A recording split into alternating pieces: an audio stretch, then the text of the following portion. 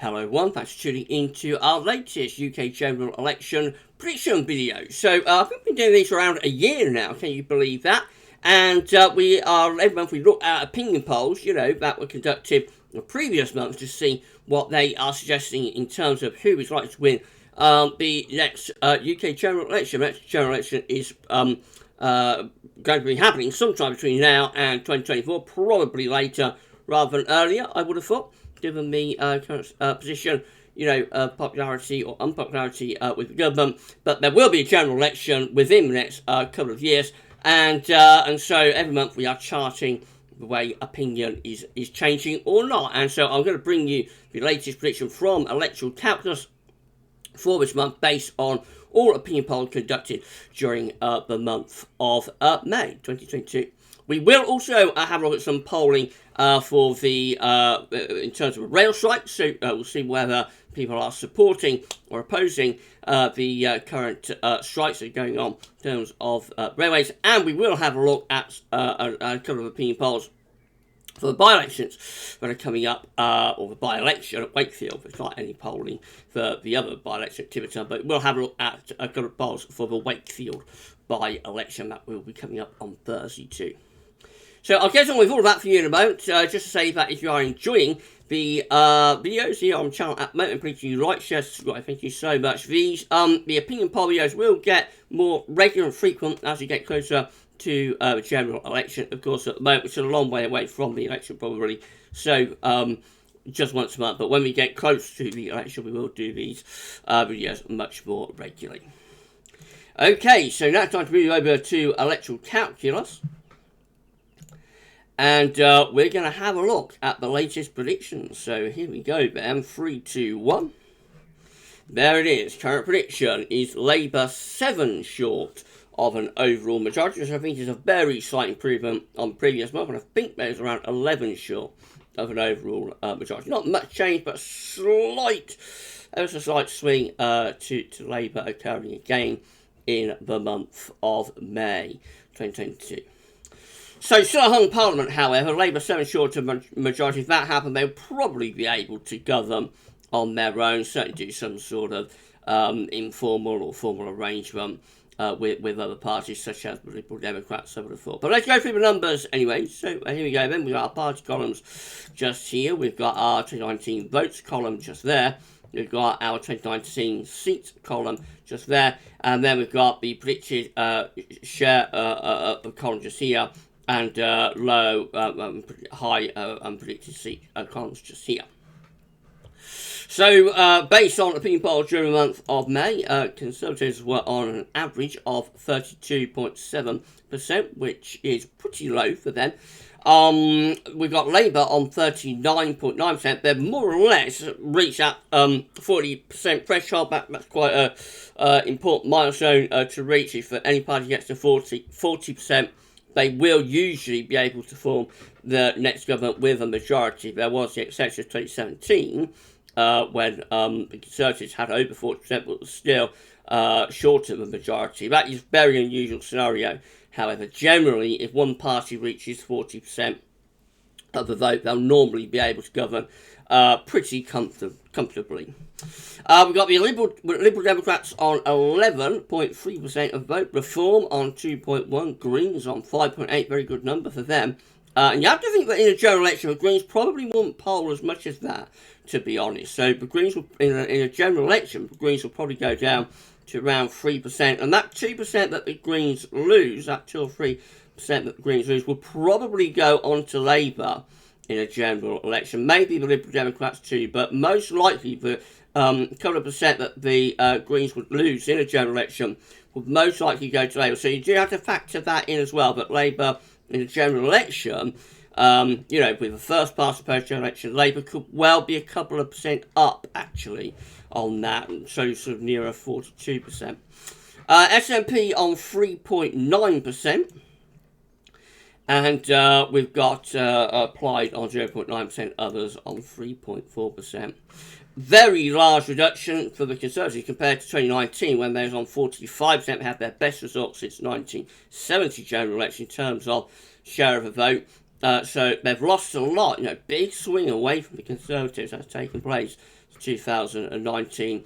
And not all of that's gone to Labour. So in 2019, Labour's on 33% of vote. They're up to 40% now. So quite a significant swing from Conservative to Labour, but certainly not all of that vote share, but the Conservatives have lost has transferred directly to Labour. And so some of that will be people just not wanting at the moment to vote. Some of those could come back in a general election, of course. So again, in a general election, you would probably lift the Conservative share up from that, maybe into mid-30s or the upper 30%, if you assume that like 3, 4, 5% of people that at the moment are saying they're not going to vote for the Conservatives. They might come out on the day, however, and turn up. Nevertheless, there has been a very significant swing, though, from the Conservatives to the Labour Party, quite clearly.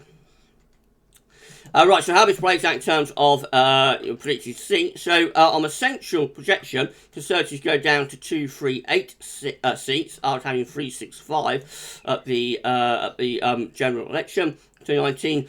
Labour goes up to 319 seats on the prediction. So they're just 7 short of the majority. They're just 7 short of the all-important 326, but they need to have an overall majority. Liberal Democrats on 16, so obviously if you put the Liberal Democrats together with the Labour Party, then you've got a majority either in coalition or in confidence and supply. And Labour wouldn't even need support from the Scottish National Party, which of course would be a little bit more controversial if Labour Party had to get support from the SNP. They wouldn't need that on this prediction. They'd be able to do it with the Liberal Democrats and probably with the Green as well. The Green has one. Green Party has one MP. Reform don't pick up any MPs, of course. There's a margin of error within this prediction, of course. So at the low end, the Conservatives could be down to 115 seats. That would be a catastrophic result for them, to say the least. On their high end, though, they could still just about get a majority at 342. Labour could go down to 224 seats at the low end of this prediction. They could get a landslide and go to 450. Liberal Democrats could go down to 8 seats. They could, on their best day, get up to 37 seats, which is still pretty modest, to be honest. But that's first past the post. The Green Party could get 2 seats on their best day. On their worst day, though, they don't lose their 1 seat. SNP, they on their best day could get another 2 and win 54 out of 54 seats in Scotland, all of them. On their worst day, they could go down 29. Plaid on their best, on the second prediction at 5. On the best day, they could go up to 6. On the worst day, they could go down 3. And then, of course, we've got the Northern Irish parties down here. So Labour 7 short of an overall majority. That's the prediction currently from Electoral Calculus for May 22. These are the opinion polls that prediction is based upon. All of them from May. So we have the first one down here, Redfield Wilton Strategies on the 1st of May. The final one from the 31st May to 1st of June is Technically up here. So you see, most of the polls are giving Labour a single-digit lead. We do have the biggest lead is actually this one just here with Savannah Conrad's conducted between the 27th and 29th of May, that actually gives Labour an 11% lead. That is a very high lead there for Labour. However, that's at the upper end of the range. Most of the opinion polls during May have Labour still with a single-digit lead.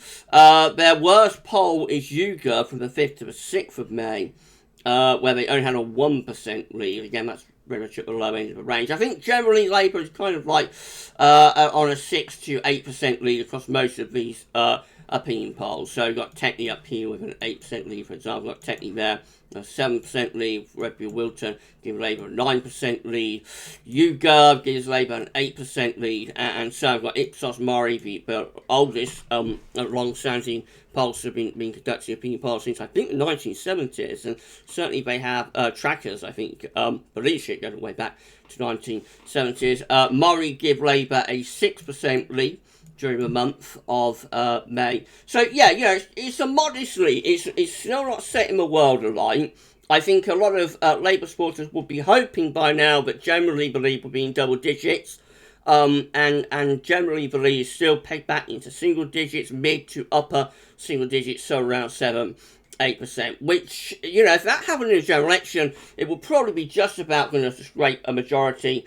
But to be comfortable, I think at this point, Labour would be hoping very soon to be seeing consistent double-digit leads, which is probably why there's been a little bit of murmuring about Keir Starmer's leadership, because I think in the circumstances, with the unpopularity of the government, I think Labour would be hoping really to be seeing consistent double-digit leads. This is how things are currently looking in terms of the overall tracker, opinion poll tracker at Wikipedia. So you can see clearly Labour has got a consistent lead in the opinion poll. So we begin at the start of Parliament, of course. We have very, very popular government in the opening months of this government into the beginning of the pandemic. A lot of support for the government, above 50% for the Conservatives, Labour hovering around or even a little bit under 30%. The first sort of switchover takes place late in 2020 in the second lockdown during the autumn to winter of 2020. See a little bit of a crossover with Labour and Conservatives coming close together. However, the government popularity improves through 2021 with vaccine rollout and the Conservatives again going to quite a consistent lead. The key point really is just here. Late in 2021, that's when all the headlines about parties in Downing Street and whatnot started breaking. That's when true crossover takes place. And since then, through this year, Labour has had a very consistent, solid, steady, if not all that exciting lead. So we see Labour again hovering around the 40% mark, just a little bit under, just a little bit above. Conservatives down into the mid to low 30%. It's a consistent lead, it's a steady lead that Labour has there. But again, I think to be comfortable, Labour would be hoping soon to see this red line go up a little bit more. I think Labour would be hoping, at this point to be seeing that red line heading off into the mid 40%, and the Conservatives either saying where they are, maybe dropping a little bit more. So you would open out like a 10 to 15% lead. I think that's what Labour would be hoping for. Whether that happens, we have to wait and see. We've got our other parties down here, so we've got the Democrats. They're doing okay. They're still a little bit on the low side, really, as they often are between elections and whatnot. And they've got the Greens actually dropping a little bit compared to where they were earlier on in the year. Reform, not really doing a great deal, bobbing around on the bottom.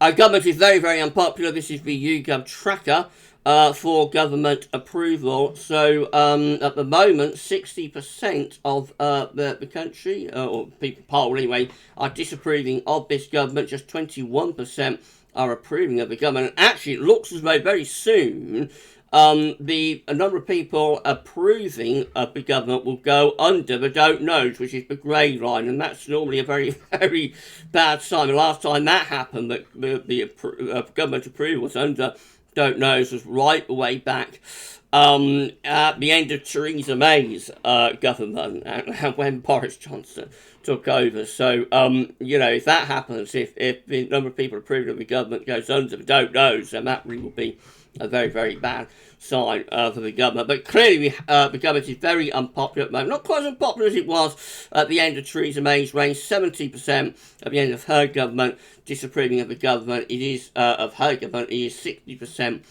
disapproving of the government now. So it's still got a little way to go before this government is quite as unpopular as it was at the end of Theresa May. But that is a very, very unpopular government. There's no getting away from it. The government is going through a very, very dramatic phase of unpopularity right now. Okay, so let's just have a quick look at this. This is an opinion poll that YouGov did today, asking 2,516 adults whether they supported or opposed the rail strikes. Of course, we've got a national rail strike currently taking place. So the support column has 14% strongly supporting the rail strike and 23% tending to support the rail strike. Put those two together, and the overall number of people supporting the rail strike is, I think, 37%. As opposed to people who oppose the rail strike, and the people that tend to oppose the rail strike are 18%, and strongly oppose the rail strike are 27%. So put those together, and that's 45%, I believe. So 45% opposing the strike, 37% supporting the strike. So a majority of people, are not supporting this strike. They don't. They are opposing this strike. 45% opposing, 37% supporting. What do you think about the rail strike? Let me know. Of course, we have got in the comments. Of course, we have got the don't know down here. 18% don't know, and if there was a referendum, would those don't know swing one way or the other? It's impossible to say, but in terms of support and oppose, then a majority are opposing these rail strikes. We can break that down into regions. So we've got just here. We've got again strongly support, tend to oppose, strongly opposing, and we see that London 13% strong, 13% strongly supporting this strike, and 25% are tending to support the strike, but 26% of Londoners actually strongly oppose the strike, and 16% tend to oppose. So for a historically very Labour area like London, you'll probably suspect or expect the support to be a little bit stronger than that, for the strike. Go somewhere else. So we've got the Midlands and Wales, where we find 12% are strongly supporting this strike, 20% are tend to support, but we've got 17% that are tending to oppose, and 27% that are strongly opposed to this rail strike. So, interesting how it breaks down by region. In terms of politics, as you expect, Labour voters tend to be more supportive of the strike than Conservative voters. So, for Labour, we've got 30% strongly supporting the strike and 35% tending to support, whereas only 6% of Labour voters or supporters strongly oppose the strike. That completely flips around for the Conservatives. So we find that the Conservatives, only 4% of Conservative voters strongly support this strike, but 51% of Conservative voters are strongly opposed to the strikes. But Liberal Democrats are split. So this is always a problem for the Liberal Democrats. If they ever form a government in coalition, we had this in 2010, 2015, when they went with the Conservatives, and put off all of their Labour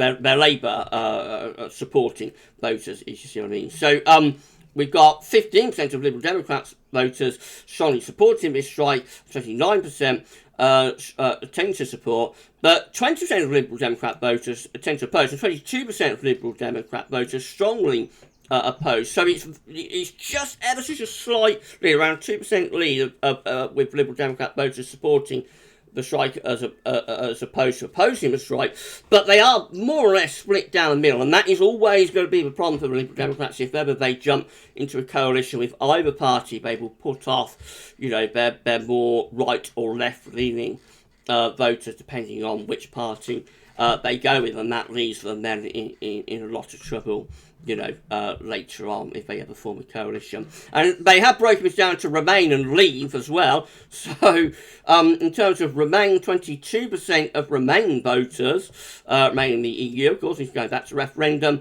22% of Remain voters strongly supporting the strike, 28% of Remain voters tending to support the strike, whereas 17% of Remain voters and 19% of Remain voters either tend to oppose or tend to oppose or strongly oppose. For Leave, it's the complete opposite. So only 8% of Leave voters strongly support the strike, 17% of Leave voters tend to support, 19% of Leave voters tend to oppose, and 43%, a big majority of Leave voters, are strongly opposed to this rail strike. So, very, very interesting. I will leave a link to this poll in the description. You have a look at all of the data. They also break it down by age, by social grade, by gender, and whatnot. So really interesting polling there from YouGov. Lastly, we have got two big by-elections coming up on Thursday. We've got the Wakefield by-election,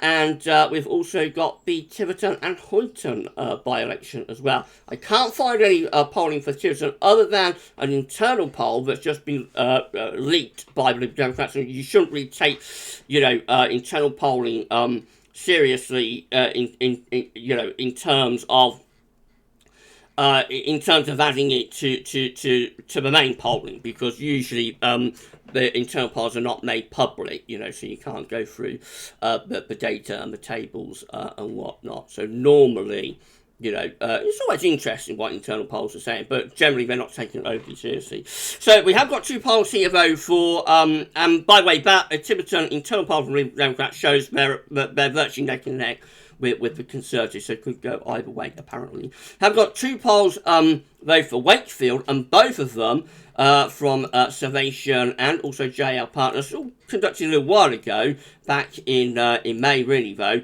But both of those polls giving Labour a really good lead, actually, 23% there, 20% there. The Conservatives won this seat, if you remember, in the 2019 general election, part of the red wall that went blue for the Conservatives. They won the seat in 2019 with 7.5% of the vote. So that's a very significant swing from the Conservatives to Labour in Wakefield. If that's right, Labour will be retaking Wakefield. I think it's widely expected that Labour will retake Wakefield. I think most people are expecting that. It's the other one at Tiverton.